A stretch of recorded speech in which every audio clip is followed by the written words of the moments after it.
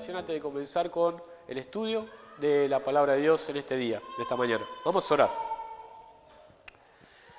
Padre nuestro que estás en los cielos, te damos muchas gracias por esta oportunidad que tenemos una vez más de congregarnos en el nombre de Cristo, de poder venir hasta este lugar para juntos como pueblo tuyo, como iglesia, podemos alabarte, honrarte, cantar a tu nombre y recordar, Padre, también en estas alabanzas lo que tú has hecho por nosotros y lo que Cristo ha hecho en la cruz por nosotros.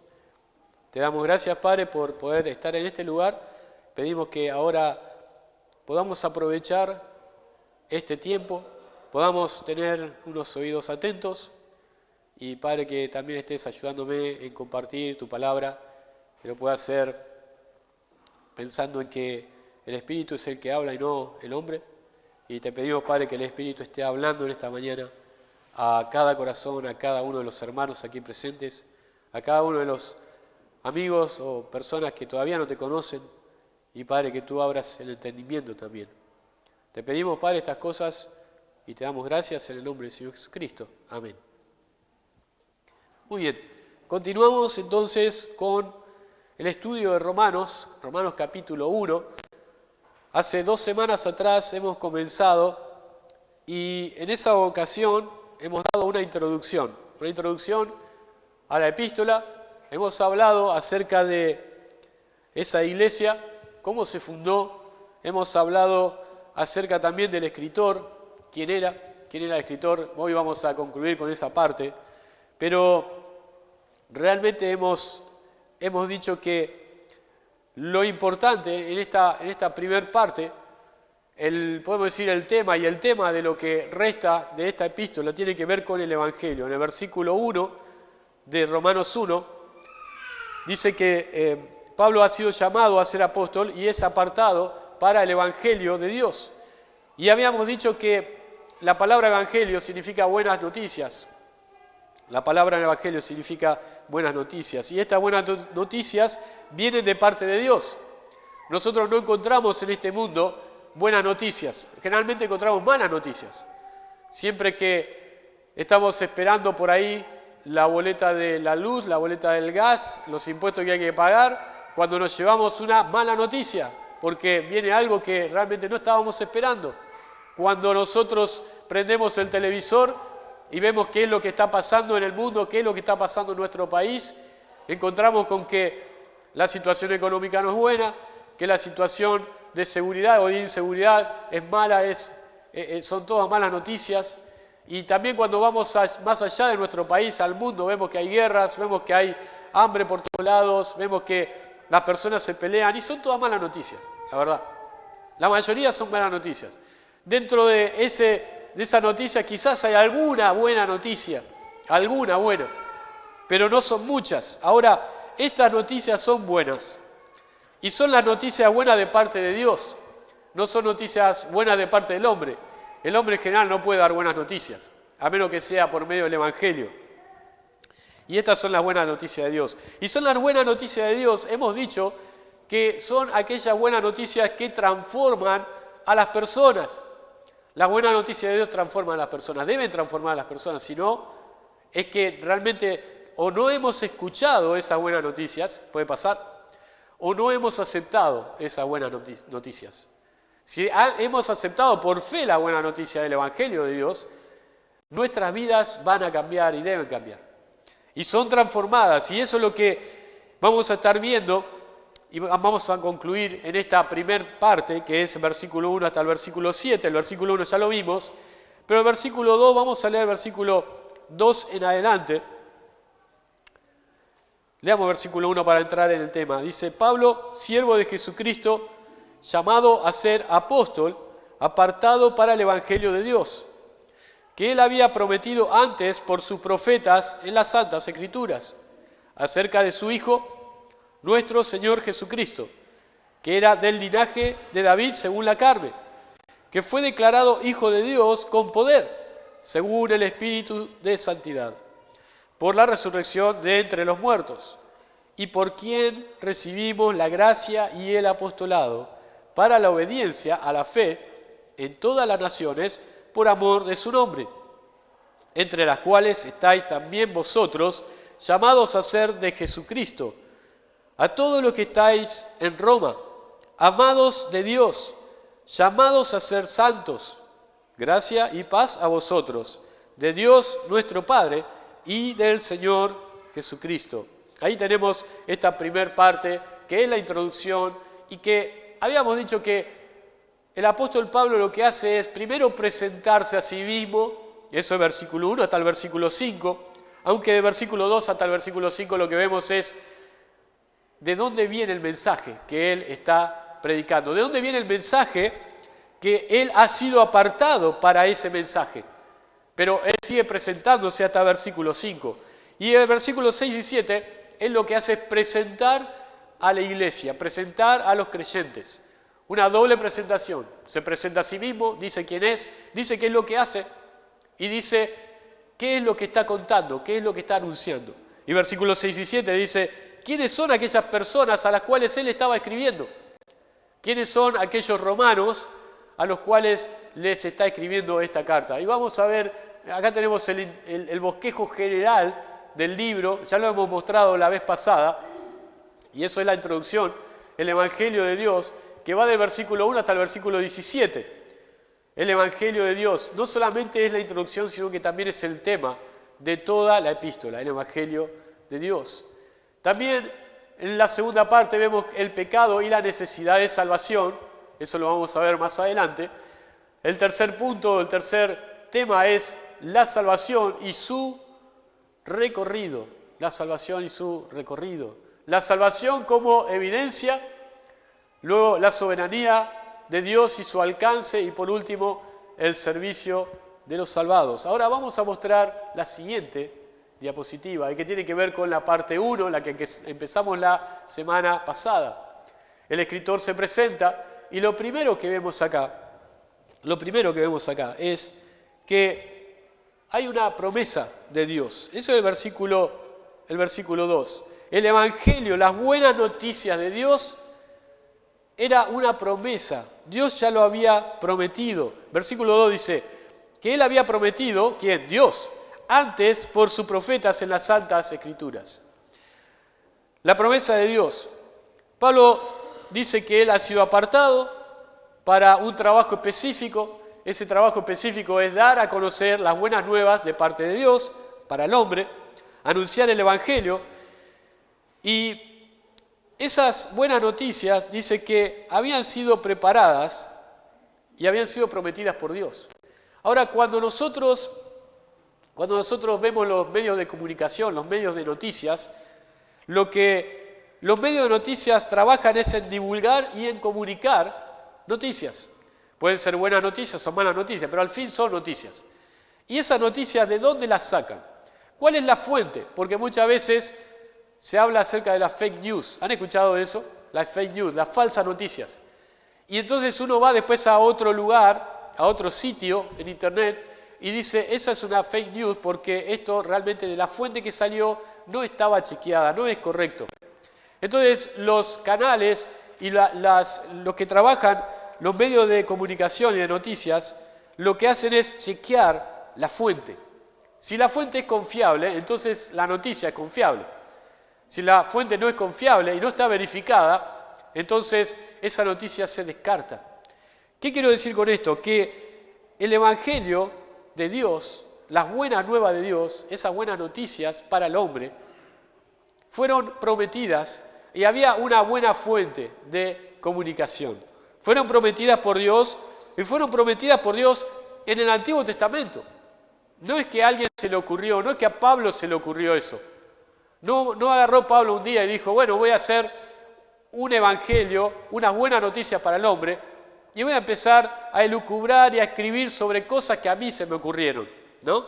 Y empezó a pensar, bueno, el hombre tiene que ser salvado, y entonces necesitaba un salvador, y ese salvador tiene que ser alguien que sea no solamente hombre, sino que sea Dios también, para que pueda realmente cubrir el pecado y dar la justicia que Dios demanda. Eso no se le ocurrió a Pablo, hermanos. Eso es algo que Dios ya lo había planificado tiempo atrás, mucho tiempo atrás, antes de la fundación del mundo, pero que también la había informado a las personas en la antigüedad. No era algo nuevo.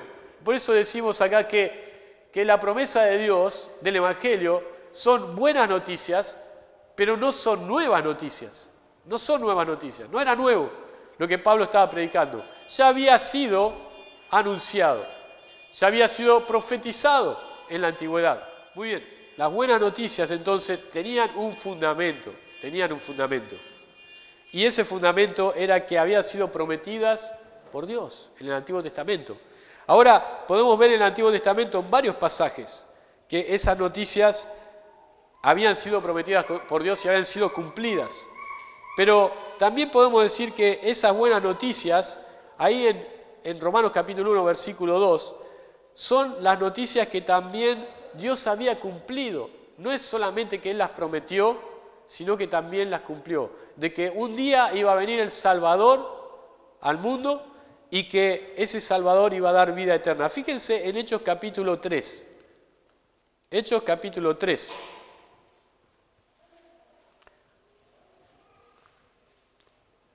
Versículo 18.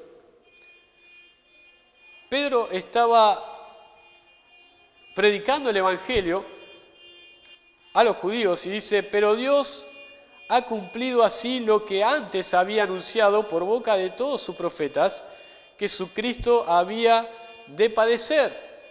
Así que arrepentidos y convertidos para que sean borrados vuestros pecados, para que venga de la presencia del Señor tiempo de refrigerio. O sea que no solamente esta buena noticia había sido ya anunciada, ya prometida de parte de Dios, sino que también había sido cumplida. Y eso fue cuando Cristo vino a este mundo, cuando nació en Belén, y cuando estuvo 33 años en este mundo, y luego fue a la cruz. No solamente fue a la cruz y fue sepultado, sino que también resucitó y ascendió a los cielos y hoy está a la diestra de Dios. Entonces esa buena noticia ya había sido anunciada y ya había sido cumplida. Entonces tenemos que, lo primero que vemos del mensaje que Pablo estaba dando es que es una promesa de Dios y esa promesa ya había sido cumplida. Ahora, lo que vemos en segundo término acá del Evangelio, de estas buenas noticias, es que ¿cuál es o de qué persona está hablando esas buenas noticias? ¿De quién son o cuál es la persona protagonista de esas buenas noticias? Algo ya lo dije recién, habla acerca de Jesucristo. Pero lo que dice ahí es la persona de Jesucristo. Son tres cosas vemos ahí, en estos versículos 3 y 4, que es el Hijo de Dios, que es nuestro Señor y que es del linaje de David. Ahí dice el linaje del David, no, el linaje de David, del rey David. Ahora, versículos 3 y 4 dice así, acerca de su Hijo, nuestro Señor Jesucristo, que era del linaje de David según la carne, que fue declarado Hijo de Dios, otra vez menciona esto, acerca de su Hijo, Hijo de Dios con poder, según el Espíritu de santidad, por la resurrección de entre los muertos. Ahora, cuando nosotros anteriormente, años atrás, íbamos a comprar un diario, ahora no sé cuántos compran diario, ahora se leen las noticias por internet o alguno prende el televisor, pero todavía hay algunos puestos de diario y la gente mayor, quizás los que extrañan esos medios de comunicación, compran un diario. Pero me acuerdo cuando yo era chico, cuando se compraba un diario, generalmente se compraba ese diario que era el más gordo, más grande, y ese diario tenía muchos suplementos, ¿no? Cada uno de esos suplementos es un tema que daba noticias, ¿no? Y generalmente cuando el padre de familia compraba el diario, cada uno agarraba lo que más le interesaba. Uno agarraba la parte de los deportes, ¿no? Sé quién podría agarrar la parte de los deportes, a quien le interesan los deportes. Otro agarraba la política, la parte de política. A mí no me gusta mucho esa parte, la descartaría.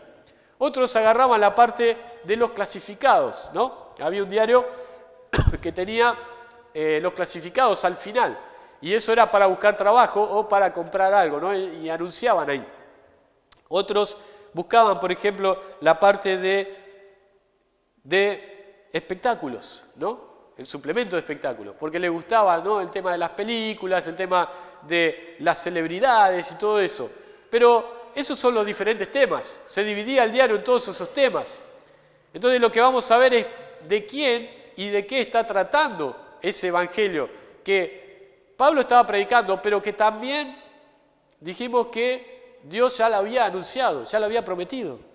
Y entonces lo que encontramos es que cuando nosotros agarramos esos suplementos, que son temas, luego esos temas nos hablan de personas. Por ejemplo, cuando uno agarra el suplemento deportivo, nos habla de personas o de una persona. Por ejemplo, nos habla de un futbolista, nos habla de un jugador de vóley, un jugador de básquet, y entonces nos cuenta qué es lo que esa persona hizo. Y entonces ahí se transforma en una noticia. Nosotros leemos todo eso y no nos damos cuenta. Pero en realidad si nos ponemos a pensar y desglosar todas esas cosas, nos damos cuenta de que está hablando de una persona finalmente. Y de lo que esa persona hizo. Bueno, en este caso pasa lo mismo. Las buenas noticias de Dios nos hablan de una persona y de lo que esa persona hizo. Y nos hablan acerca de, primero, su Hijo. Dice ahí, el Hijo de Dios. Nos habla acerca del Hijo de Dios, las buenas noticias. Que es la segunda persona en la Trinidad de Dios. Nosotros creemos en la Trinidad de Dios, en un Dios trino, en el Padre, en el Hijo y en el Espíritu Santo. Todos ellos, esas tres personalidades, esas tres personas, no personalidades de la deidad de Dios, son Dios mismo, son un único Dios. Y particularmente con respecto al Hijo de Dios, el mismo Padre, la primera persona de la Trinidad, cuando Cristo estaba en este mundo, dio testimonio de que Cristo, de que Jesús era su Hijo. Cuando Él fue bautizado y Él ascendió del bautismo, dice que se escuchó una voz del cielo que decía, este es mi Hijo amado, este es mi Hijo amado. Entonces entendemos que Dios mismo dio testimonio de que Él era su Hijo. Y eso habla de la deidad de Dios, la deidad de Cristo. La deidad de Cristo. Cristo no fue un hombre que habitó esta tierra. Cristo no fue solamente un profeta. Cristo no fue solamente una persona buena que hizo mucho bien a otros, sino que Cristo es el Hijo de Dios. Cuando algunos de sus discípulos fueron al monte donde Él se transfiguró, dice que también el Padre dijo, este es mi Hijo amado, en quien tengo complacencia. Este es mi Hijo amado. Y en varias ocasiones en la Escritura vemos que se habla acerca de Jesús como el Hijo de Dios. No era solamente un hombre, pero era también el Hijo de Dios, era Dios mismo. Entonces las buenas noticias no solamente son buenas noticias de un hombre, son buenas noticias del Hijo de Dios. Y acá lo primero que dice es el Hijo, el Hijo. Ahora, también es nuestro Señor Jesucristo. Fíjense el versículo 3. Dice acerca de su Hijo, el Hijo de Dios, y dice nuestro Señor Jesucristo. Y esto es interesante porque no solamente es el Hijo de Dios, es Dios mismo, sino que también es nuestro Señor Jesucristo. Esta frase, este nombre de Cristo que está junto con la palabra nuestro Señor, nos da a entender dos cosas, hermanos. Nos da a entender primero, como dice acá, que es Señor, es el Señor.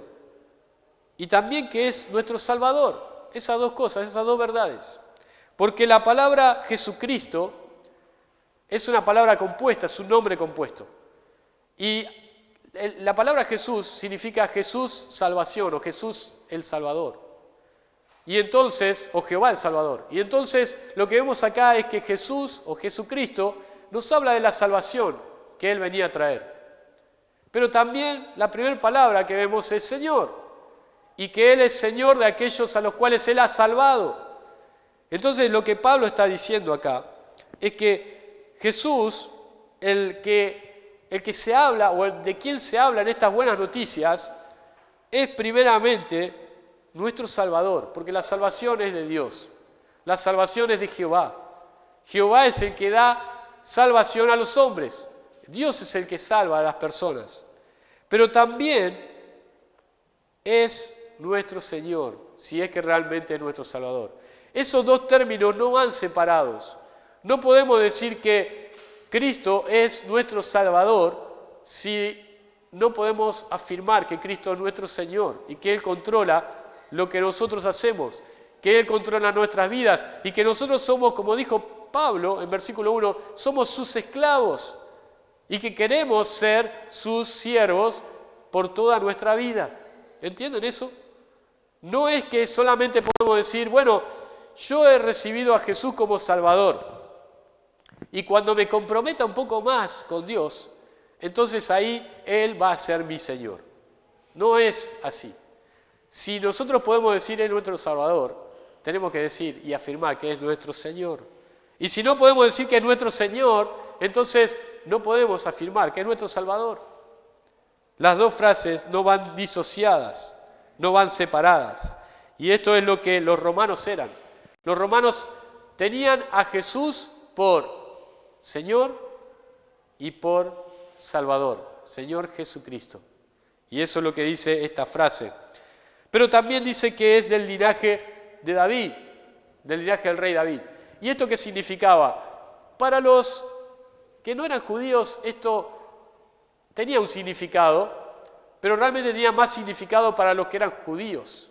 Porque los judíos estaban esperando al Salvador, que tenía que ser del linaje de David, tenía que ser un descendiente directo del rey David.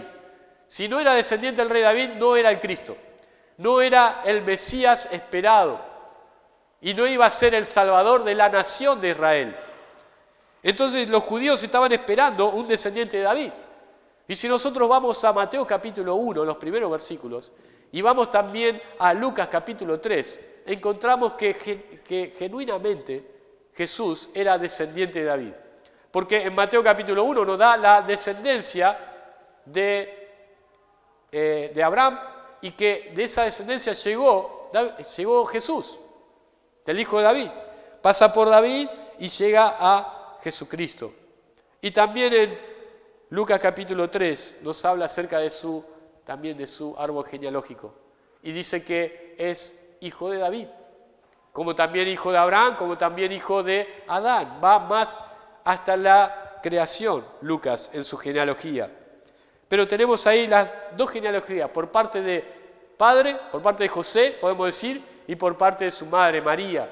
Los dos confluían en que era descendiente de David. Entonces no había ninguna duda. Él podía reclamar lo que él realmente era, que era el hijo de David, el que había sido prometido. Las promesas a David de que de su descendencia vendría el Salvador, vendría el Mesías, habían sido cumplidas en Cristo.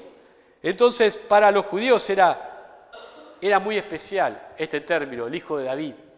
Pero para los no judíos también era especial, porque esto nos hablaba de que no solamente el Cristo era hijo de Dios, pero que también era hijo de hombre. Era perfectamente Dios y perfectamente hombre. Y esto era necesario para que Él pudiera lograr la salvación para nosotros. Por eso es que Pablo dice, es el Hijo de Dios, es nuestro Señor Jesucristo y también es del linaje de David. Era poder cerrar esa noticia con la persona del cual Él estaba escribiendo y del cual Él estaba predicando. Los profetas anunciaron esto, que de la descendencia de David vendría el Salvador. Isaías capítulo 9, versículos 6 y 7. Ahora, lo que vemos también es que, fíjense en versículo 4, que fue declarado Hijo de Dios con poder, según el Espíritu de Santidad, por la resurrección de entre los muertos. Pero como si en versículo 3 dice que ya es su Hijo, habla acerca de su Hijo, el Evangelio, ¿por qué ahora de vuelta menciona que fue declarado Hijo de Dios con poder? Y esto viene a afirmar lo que antes había dicho. Jesús es el Hijo de Dios. Pero ¿cómo se manifestó, cómo se certificó, se comprobó que era el Hijo de Dios es porque Él resucitó de los muertos. Él resucitó de los muertos. Antes hubo resurrecciones de entre los muertos. En el Antiguo Testamento hubo resurrecciones de muertos. Cuando el profeta Elías resucitó a un niño, cuando el profeta Eliseo también pudo resucitar a una persona, hubo resurrecciones en el Antiguo Testamento. En el Nuevo Testamento también tenemos resurrecciones, ¿se acuerdan? Jesús resucitó por lo menos a 3 personas. A 3 personas. Pero también algunos de los apóstoles pudieron tener ese poder de resucitar personas. Pudieron hacerlo. Hoy en día ese poder ya no es delegado a los hombres. ¿Está bien? Pero ¿cuántos de ellos que habían resucitado hoy están entre nosotros? Hoy están vivos. Ninguno. Ninguno. Porque volvieron a morir y ya no resucitaron de vuelta. Ahora, ¿quién manifestó realmente ser el Hijo de Dios con poder por la resurrección? Jesucristo. Porque es el único donde hoy en día hay una tumba vacía. Donde cuando Él, después de 3 días, estuvo sepultado y vinieron los discípulos a ver la tumba, estaba vacía. Porque ya había resucitado. El ángel le dijo, ¿a quién buscáis? A Cristo, a Jesús. Y ellos dijeron, ¿para qué le buscáis acá? Ya ha resucitado, como les había dicho. Entonces, eso comprobaba que Él era el Hijo de Dios, con poder. Y saben que en el Evangelio la resurrección de Cristo es algo esencial. No es algo que podemos tomar a la ligera o que podemos quitarlo del Evangelio. No, es algo que es esencial en el Evangelio. Fíjense en 1 Corintios capítulo 15. 1 Corintios capítulo 15, cuando habla este pasaje de la resurrección de los muertos. Y el pasaje habla no solamente de la resurrección del Señor Jesucristo, sino que también la resurrección que nosotros como creyentes tenemos esperanza. Pero en capítulo 15, versículo 1 dice, además os declaro, hermanos, el evangelio que os he predicado, el cual también recibisteis, en el cual también perseveráis. Por el cual asimismo, si retenéis la palabra que os he predicado, sois salvos, si no creísteis en vano. Porque primeramente os he enseñado lo que asimismo recibí, que Cristo murió por nuestros pecados conforme a las Escrituras, y que fue sepultado y resucitó al tercer día conforme a las Escrituras. O sea que el mensaje del Evangelio para cualquier iglesia, para cualquier persona, el hecho de la resurrección era algo esencial. ¿Y qué quiero decir con esto? Que no podemos creer en un evangelio donde Cristo solamente murió y fue sepultado. Porque el evangelio así estaría inconcluso, no estaría terminado y no haría prácticamente nada por nosotros, porque no tendríamos esperanza de vida eterna. Pero como Cristo murió en la cruz para salvarnos y redimirnos, también resucitó para que nosotros tengamos esperanza de vida eterna. Fíjense en Hechos, capítulo 17. Hechos, capítulo 17. La resurrección era esencial y es esencial en el Evangelio, en las buenas nuevas. Capítulo 17, versículo 31. Pablo, predicando el Evangelio en Atenas, dice versículo 30, pero Dios, habiendo pasado por alto los tiempos de esta ignorancia, ahora manda a todos los hombres en todo lugar que se arrepientan, por cuanto ha establecido un día en el cual juzgará al mundo con justicia, por aquel varón a quien designó, dando fe a todos con haberle levantado de los muertos. Versículo 32, pero cuando oyeron lo de la resurrección de los muertos, unos se burlaban y otros decían, ya te oiremos acerca de esto otra vez. Algunos le escuchaban a Pablo mientras él predicaba acerca de este Jesús que había dado su vida en la cruz, se había sacrificado por la humanidad, pero cuando escucharon que él había resucitado, que estaba vivo, ellos no le creyeron. Entonces había un evangelio que estaba inconcluso, no estaba terminado, si no había resurrección. Por eso es que Pablo le dice No solamente que es el Hijo de Dios, sino que también es Hijo de Dios con poder por aquella resurrección de entre los muertos. ¿Creemos en eso? ¿Creemos que Cristo está hoy en la diestra, sentado a la diestra de Dios? Eso es, podemos decir, todo el paquete del Evangelio, las buenas noticias. Y lo tercero que vemos es que el escritor proclama el mensaje, la proclamación del mensaje. Pablo tuvo una misión, versículo 5, dice, ¿y por quién recibimos la gracia y el apostolado? Pablo tenía una misión, y esa misión, por la gracia de Dios, era que él era un apóstol para predicar el Evangelio, y particularmente para predicar el Evangelio a los gentiles. No solamente a los judíos, pero mayormente a los gentiles, a los que no eran judíos. ¿Pero para qué? Dice, Pablo tiene una misión, pero esa misión era que las personas tienen una responsabilidad de obediencia a la fe. Versículo 5 dice, para la obediencia a la fe en todas las naciones por amor de su nombre.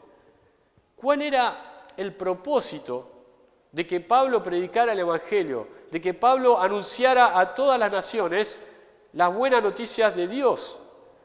Es que todas las naciones tenían que responder de una forma positiva. Todas las personas a las cuales él le predicaba debían responder de una forma positiva al Evangelio. Debían responder, dice acá, con fe, para obediencia a la fe en todas las naciones, por amor de su nombre. ¿Saben que Pablo comienza esta epístola hablando acerca de este propósito? Que él predicó el Evangelio para que las naciones obedezcan a la fe, crean en Jesucristo. Pero cuando él termina, fíjense en Romanos, lo tienen ahí, Romanos 16, él termina la epístola, da la salutación, pero al final, en la doxología, él dice esto, pero que ha sido manifestado ahora, vamos a leer el versículo 25, porque tiene que ver justamente con lo que estamos diciendo, y al que puede confirmaros, según mi evangelio y la predicación de Jesucristo, según la revelación del misterio que se ha mantenido oculto desde tiempos eternos. Acá está la primera parte, ¿se acuerdan? Dios había prometido estas buenas noticias en la antigüedad, hace mucho tiempo, pero que ha sido manifestado ahora y que por las escrituras de los profetas, según el mandamiento de Dios, del Dios eterno, se ha dado a conocer a todas las gentes para que obedezcan a la fe. Una vez más, Pablo dice cuál es el propósito por el cual él estaba predicando el Evangelio. ¿Cuál es el propósito por el cual nosotros anunciamos el Evangelio? ¿Cuál es el propósito por el cual nosotros hablamos desde este púlpito? Es para que las personas puedan obedecer a la fe, puedan creer en el mensaje del Evangelio. Y saben que si cualquier persona en el mundo que es expuesta al Evangelio, que se le predica el Evangelio, las buenas noticias de Dios, nosotros venimos con una sonrisa, tengo una buena noticia que contarte, es que Dios ha dado a su Hijo para que vos seas salvo, si crees en Él y se te arrepentís de tus pecados. Venimos con una sonrisa, pero ellos rechazan ese mensaje. Esto es realmente un desprecio total a lo que Dios había preparado de antemano para la salvación de ellos. Es un desprecio total a lo que Dios había preparado para que ellos sean salvos. Por eso es tan importante. Por eso entonces Pablo le dice, este es el propósito del Evangelio. ¿Por qué predico el Evangelio? Para que las personas puedan conocer, puedan obedecer a la fe, puedan obedecer con fe al Evangelio. Ahora vamos a ver, en estos minutos que nos quedan, vamos a ver cómo el Evangelio cambió las vidas de estas personas en Roma. Cómo el Evangelio cambió las vidas de estas personas. Porque Pablo nos habla acerca de los destinatarios ahora. Los destinatarios se describen. Primero era el escritor, se describe, ahora los destinatarios. Y lo primero es que Pablo dice que ellos son llamados a ser de Jesucristo. Versículo 6. Dice, entre las cuales estáis también vosotros llamados a ser de Jesucristo.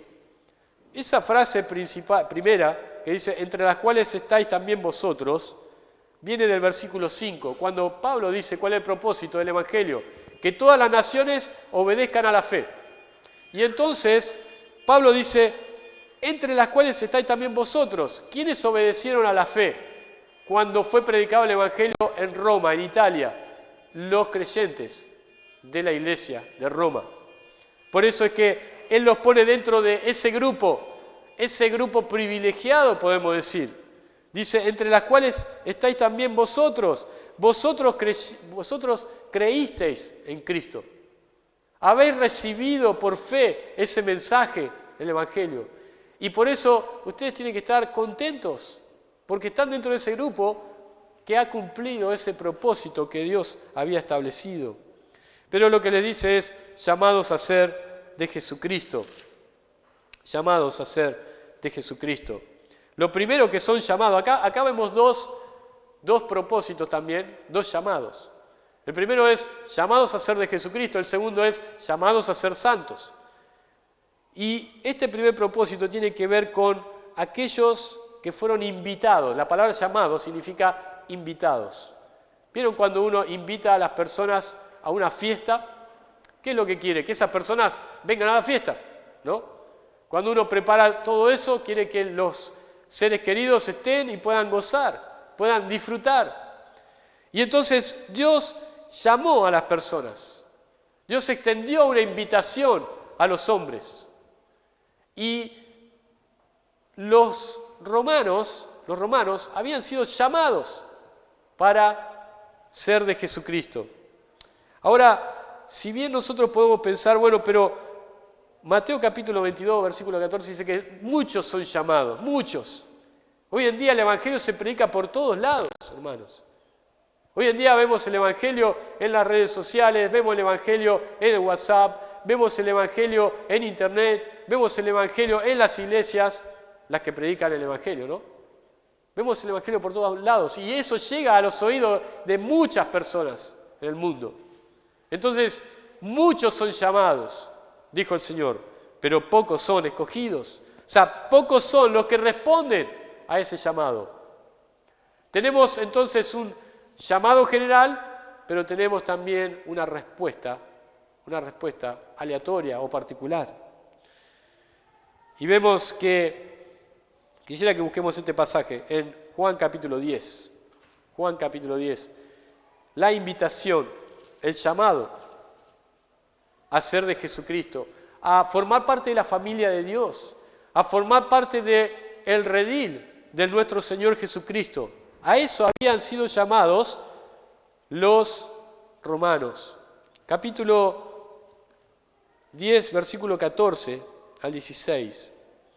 Jesús dijo, yo soy el buen pastor y conozco mis ovejas, y las mías me conocen. Así como el Padre me conoce, y yo conozco al Padre, y pongo mi vida por las ovejas. También tengo otras ovejas que no son de este redil. Aquellas también debo traer, y oirán mi voz, y habrá un rebaño y un pastor. Fíjense en el versículo 14, dice, y conozco mis ovejas, y las mías me conocen. Esto está queriendo decir que son llamados a ser de Jesucristo. Son llamados a ser de Jesucristo. Estas ovejas, que en primer término algunos piensan que se estaba refiriendo a los creyentes entre los judíos, y después habrá otro rebaño, en versículo 16, se refiere a los creyentes de entre los gentiles. Habrá un rebaño, dice, y son míos. Fíjense en capítulo 17 de Juan ahora. Juan capítulo 17, versículo 9 al 11. Yo ruego por ellos, no ruego por el mundo, sino por los que me distes, porque tuyos son. Ven acá, está hablando de que los creyentes son de Dios, pero Dios se los dio ¿a quién? A Cristo. Y todo lo mío es tuyo, y todo lo tuyo mío, y he sido glorificado en ellos. Y ya no estoy en el mundo, mas estos están en el mundo. Y yo voy a ti, Padre Santo, a los que me has dado, guárdalos en tu nombre para que sean uno, así como nosotros. Está hablando otra vez de posesión el Señor. y es los creyentes. Los que han respondido positivamente al mensaje del Evangelio son llamados ¿qué? A ser de Jesucristo. Somos de Él. Le pertenecemos a Él. Ya no somos de nosotros mismos. Ahora somos de Jesucristo. Y debemos vivir como tal. Debemos vivir como tal. Por eso es que sus vidas fueron transformadas. Antes vivían como ellos querían, para sí mismos. Pero ahora eran de Jesucristo. Pero no solamente eso, la responsabilidad, sino que también el hecho de que eran de Jesucristo, llamados a ser de Jesucristo, tenían muchísimos privilegios. Para empezar, tenían la vida eterna, tenían la salvación, pero tenían todas aquellas bendiciones en Cristo que vemos en el Nuevo Testamento. Por eso es que son llamados primero a ser de Cristo. Lo segundo que vemos es que son amados. Es la próxima. Amados de Dios. Versículo 7a. Dios amó al mundo. Juan 3:16. Busquemos este versículo. Juan 3:16. Ustedes lo conocen, pero quiero ver un detalle acá. Juan 3:16.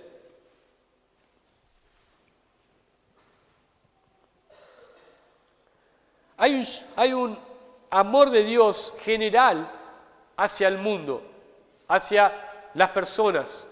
Por eso es que Dios mandó a su Hijo al mundo. Dice, porque de tal manera amó Dios al mundo que ha dado a su Hijo unigénito, pero acá viene la parte particular. Cuando Pablo habla de que los romanos son amados de Dios, dice, para que todo aquel que en Él cree no se pierda, mas tenga vida eterna. Entonces hay un amor general, global, podemos decir, para con el mundo. Pero hay un amor más particular para con los creyentes, los que aceptan el mensaje del Evangelio. Ellos son los amados de Dios. Entonces, el amor de Dios ha sido dispuesto, está disponible para toda la humanidad, pero solamente se han apropiado de ese amor aquellos que han creído en el Evangelio. ¿Entienden eso? Hoy en día nosotros podemos decir somos amados de Dios porque hemos, por gracia, aceptado el mensaje del Evangelio. Y esto tiene también que ver con la transformación de la vida de estos creyentes, de estas personas. Porque el ser amado por Dios no es poca cosa, diría que es mucha cosa. Porque hoy en día podemos pensar, bueno, siento que la verdad de las personas no me aman. Yo estoy esperando que esta persona me ame. Y realmente encuentro que no me ama como yo quisiera. O realmente nadie me ama. Siento que nadie me ama. ¿No? Pueden sentir eso también. Y es una desilusión, una tristeza no tener alguna persona que nos ame. Y sin embargo, podemos entender y creer verdaderamente que es Dios quien nos ama. Y ese es el amor más grande que podemos tener. Somos amados de Dios, hermanos. Y eso debe cambiar nuestra forma de nuestra vida, nuestro sentir, de nuestro carácter.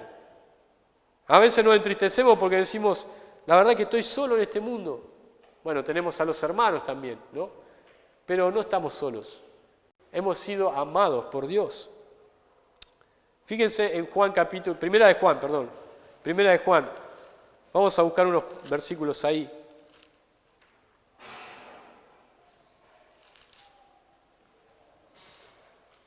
Primera de Juan. El apóstol Juan especifica un poco más este tema de que Dios nos amó y que somos amados de Dios. Capítulo 4, versículo 10. Dice, en esto consiste el amor, no en que nosotros hayamos amado a Dios, sino que Él nos amó a nosotros y envió a su Hijo en propiciación por nuestros pecados. Versículo 19. Nosotros le amamos a Él porque Él nos amó primero. Este es el punto, podemos decir, número 1, de que somos amados de Dios. Dios nos amó primero. Pero también Juan dice así, en capítulo 4, versículo 9. En esto se mostró el amor de Dios para con nosotros, en que Dios envió a su Hijo unigénito al mundo para que vivamos por Él. O sea, primero Dios nos amó a los creyentes. Segundo, Dios demostró ese amor enviando a su Hijo para morir por nosotros en la cruz. Pero también en Juan capítulo 4, versículo 16, dice, y nosotros hemos conocido y hemos creído el amor que Dios tiene para con nosotros. O sea, no solamente Dios nos amó antes y demostró su amor, sino que nosotros también hemos creído y hemos aprendido, conocido ese amor. Y finalmente, capítulo 3, versículo 1, dice, mirá cuál amor nos ha dado el Padre para que seamos llamados hijos de Dios. Ese amor que Dios nos dio a nosotros nos hace ahora hijos de Dios. Ese es el amor de Dios y eso es lo que cambió las vidas, transformó la vida de estas personas que ahora eran creyentes. Y por último lo que vemos es el llamado a ser santos, llamado a ser santos. Había dos llamados, el llamado a ser de Jesucristo y pregunto, ¿te ha llamado Cristo a ser de Él? ¿Ya has recibido ese llamado de parte de Dios a ser de Jesucristo? ¿Y cómo has respondido a ese llamado? ¿Realmente has aceptado a Jesucristo como Salvador y Señor de tu vida? Pero también hemos sido llamados, o habían sido llamados los romanos a ser santos. Y acá no estaba hablando simplemente de esa palabra santo como posición. Todos los creyentes son santos. En el Nuevo Testamento vemos 80 referencias a los santos, hablando acerca de una posición. Cada creyente es santo. Los santos no son los santos que vemos en la Iglesia Católica como figuras, ¿no? Sino que los santos son todos los creyentes. Son santos para Dios. Pero no está hablando exactamente de la posición, sino que está hablando de la condición del creyente. Debemos ser llamados, somos llamados a ser santos, a ser santificados, a vivir una vida santa. Los creyentes en Roma habían sido llamados a ser de Jesucristo, pero habían sido llamados a ser santos, hermanos. Nosotros somos llamados a ser santos, a vivir vida de santidad, de santificación constante. Y para terminar quisiera leer este versículo, Primera de Pedro, capítulo 1. Por eso es que la vida de estos hombres y mujeres en Roma había cambiado, porque habían sido llamados a ser de Jesucristo, habían sido amados por Dios, y eso cambiaba todo lo que se relaciona con sus sentimientos, pero habían sido llamados también a ser santos. Capítulo 1, versículo 15 y 16. Sino como aquel que os llamó es santo, sed también vosotros santos en toda vuestra manera de vivir. Porque escrito está, sed santos porque yo soy santo. Eso es Levítico capítulo 11. Entonces, sed santos en toda vuestra manera de vivir. Somos llamados a eso. Y lo que debemos preguntarnos cada día, cuando salimos a la calle, o no salimos a la calle, estamos en casa, haciendo nuestras tareas, debemos preguntarnos, cuando hacemos algo, ¿soy santo en esto? ¿Soy santo en esto otro? Cuando vemos algo, ¿soy santo acá? Cuando decimos algo, hablamos, ¿soy santo en mi forma de hablar?